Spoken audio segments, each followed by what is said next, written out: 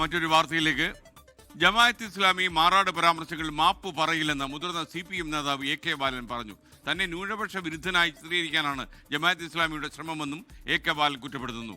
മാറാട് അങ്ങനെ മറക്കേണ്ട എന്നായിരുന്നു CPM സംസ്ഥാന സെക്രട്ടറി MV ഗോവിന്ദന്റെ പ്രതികരണം.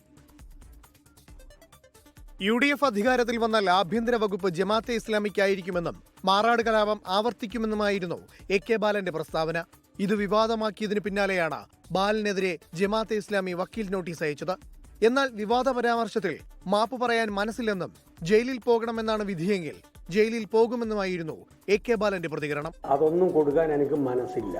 ജയിലിൽ പോകാനാണ് അന്തിമ വിധിയെങ്കിൽ അത് സന്തോഷപൂർവ്വം സ്വീകരിച്ച് ജയിലിൽ പോകും. LDF അധികാരത്തിൽ വന്നാലേ മതസൗഹാർദ്ദം നിലനിൽക്കുകയുള്ളൂ എന്നാണ് തന്റെ വാദമെന്നും AK ബാലൻ. ബാലന്റെ ജമാഅത്തെ ഇസ്ലാമി പരാമർശത്തോട് പാർട്ടി സെക്രട്ടറിയുടെ പ്രതികരണം ഇങ്ങനെ: നിങ്ങൾക്ക് വേണ്ടത് ഞാൻ AK ബാലനെ തള്ളി എന്ന് നാളെ ഫൈറ്റിംഗ് കൊടുക്കാനല്ലേ? അതിനെന്നെ കിട്ടൂല, തള്ളൂല. എന്തിനു? അയാൾ അഭിപ്രായം പറഞ്ഞിരിക്കുന്നു, പാർട്ടി അഭിപ്രായം ഞാൻ പറഞ്ഞിരിക്കുന്നു. പിന്നെ എന്താ തള്ളേണ്ട കാര്യം? മാറാട് പറയുന്നതിൽ എന്താ ഇത്ര പ്രയാസം നിങ്ങൾക്ക്? ഞാൻ ചോദിക്കുന്നതാണ്, മാറാട് കലാപത്തിന്റെ കാലം UDFന്റെ കാലമായിരുന്നല്ലോ.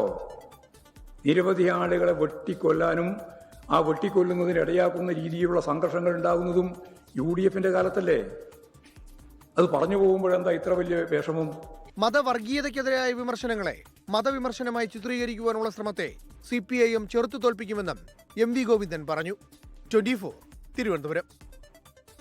ലോകത്തെവിടെയായാലും ഏത് സമയത്തും 24 വാർത്തകളും ഓഗ്മെന്റഡ് റിയാലിറ്റി പാക്കേജുകളും എക്സ്പ്ലെയിനറുകളും വിശദമായി കാണാൻ ഞങ്ങളുടെ YouTube ചാനൽ നിങ്ങൾക്ക് സബ്സ്ക്രൈബ് ചെയ്യാം.